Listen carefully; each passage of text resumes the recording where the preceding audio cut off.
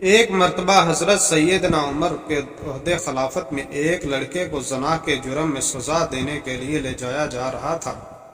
واضح رہے کہ اسلام میں شادی شدہ زانی کے لیے سنگسار اور غیر شادی شدہ کے لیے اسے کوڑے بطور سزا ہیں۔ وہ لڑکا اونچی اونچی آواز سے پکار رہا تھا کہ میں بے گناہ ہوں، مجھے سزا نہ دی جائے۔ حضرت علی کا وہاں سے گزر ہوا۔ حضرت علی نے اس لڑکے کی پکار سن کر سرکاری اہلکاروں کو رکنے کا حکم فرمایا اور لڑکے سے پوچھا کیا معاملہ ہے۔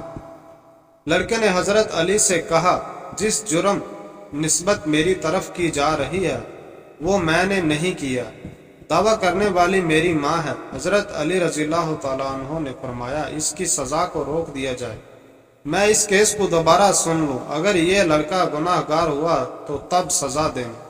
دوسرے دن حضرت علی نے عورت اور لڑکے کو عدالت میں طلب فرما لیا۔ عورت سے پوچھا کیا اس نے تیرے ساتھ غلط کام کیا ہے؟ اس نے کہا ہاں۔ پھر حضرت علی نے لڑکے سے پوچھا یہ عورت تیری کیا لگتی ہے؟ تو اس لڑکے نے جواب دیا کہ میری ماں ہے۔ عورت نے اسے بیٹا ماننے سے انکار کر دیا۔ فیصلہ سننے کے لیے لوگوں کا بہت زیادہ ہجوم جمع تھا۔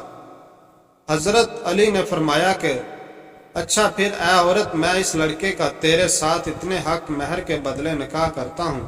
تو عورت چیخ اٹھی کہ اے علی، کیا اس کسی بیٹے کا ماں کے ساتھ نکاح ہو سکتا ہے؟ حضرت علی نے استفسار فرمایا کیا مطلب؟ تو اس عورت نے جواب دیا کہ اے علی، یہ لڑکا تو واقعی میرا بیٹا ہے۔ اس پر حضرت سیدنا علی نے فرمایا کہ کیا کوئی بیٹا اپنی ماں کے ساتھ بدکاری کر سکتا ہے؟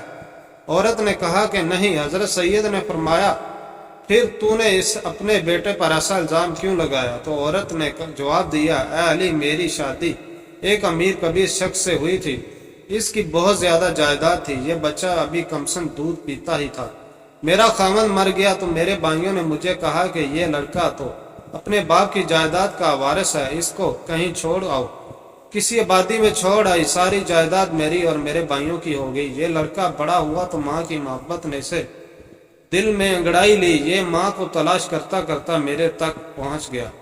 میرے بھائی نے مجھے پھر ورگلا کر اس پر جھوٹا الزام لگا کر اس کی زندگی کا سانس ہمیشہ ہمیشہ کے لیے ختم کر دیا جائے، تو میں نے اپنے ہی بیٹے پر جھوٹا الزام لگایا، اپنے بھائیوں کی باتوں میں آ کر لگا دیا۔ حقیقت یہ ہے کہ یہ میرا بیٹا ہے اور بالکل بے گناہ ہے۔ جب اس قصے کا علم امیر المومنین خلیفۃ المسلمین خلیفہ دوئم سیدنا عمر بن خطاب کو ہوا تو آپ نے فرمایا کہ اگر آج علی نہ ہوتے تو عمر ہلاک ہو جاتا۔